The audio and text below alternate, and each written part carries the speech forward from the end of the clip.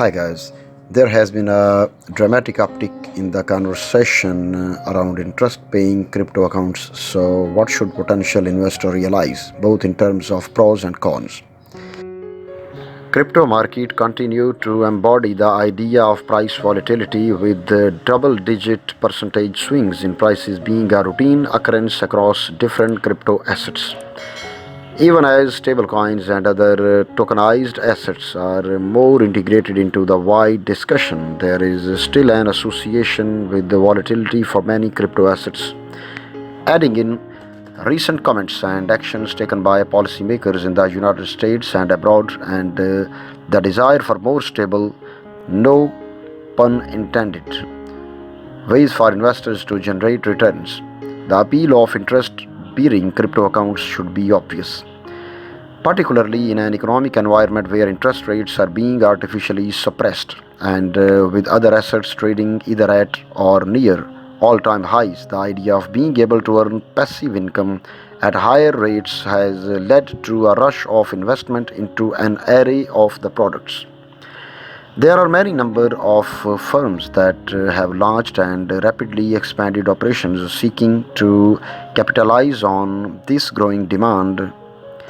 With such rapid growth, however, it is important to look beyond the appealing rates of return being offered and understand some of the other factors that should inform the investor's decision making process. Let's take a look at some of the issues that every investor should take into account when analyzing which, if any, interest paying crypto options are the correct fit for them. Number one is centralization risk. This should go without saying, but the very fact that there are organizations offering these services does lead right back to the intermediary and institutional affiliation that some crypto proponents might not be a fan of embracing. Granted, these risks are no different from the risks that investors take on a routine basis with incumbent financial institutions and brokerages. But this is worth pointing out. In addition, in order to open accounts at these institutions requires fulfilling the full array of Know Your Customer (KYC), Know Your Customer compliance measures. Whether a specific investor subscribes to the notion of not your keys, not your coins, is not the point. The fact is that these offerings are divergent from the decentralized idea of crypto. Number two is fees and balances. Something that gained attention following the direct listing of Coinbase are the fees that can often be affiliated with crypto transactions at centralized organizations. While incumbent brokerages have reduced fees to zero in many cases, the transaction fees charged by crypto organizations can come as a surprise to some investors. Additionally, while most crypto organizations do not have a minimum or maximum balance limits, the balances being transacted can all be impacted by fees, highlighted by the recent conversation around gas fees on the Ethereum blockchain. The fees involved can take a sizable chunk out of certain transactions, especially ones of lower amounts. The issue number three is differing payouts. It is true that there are no or few minimum balance requirements at crypto banking organizations, but the amounts that are on deposit can impact the rate of return that is earned. For example, the higher value of crypto that is on deposit at a specific organization may lead to that investor earning a lower rate of return.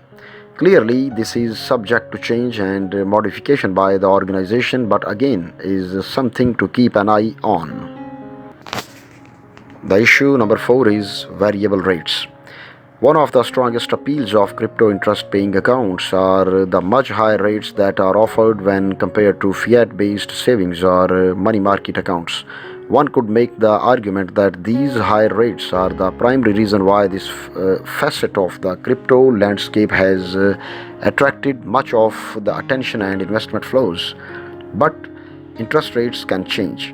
Interest rates can and have been increased, decreased, or otherwise modified as market conditions have changed and evolved. While framed as a passive income approach, investors should still periodically check and confirm just what interest rates they are actually earning. The issue number 5 is form of payouts.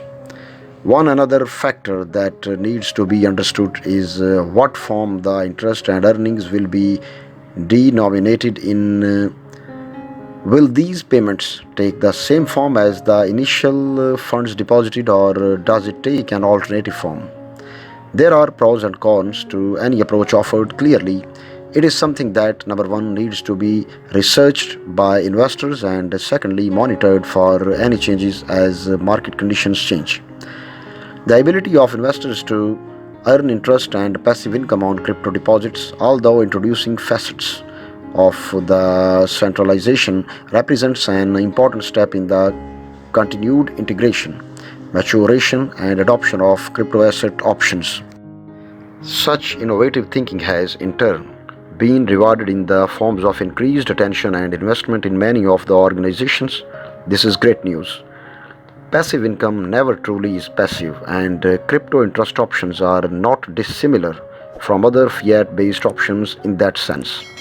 That said, and like any other investment decisions, there are multiple factors that need to be taken into account and examined by potential investors prior to allocating the funds. Guys, thanks for watching the video till end.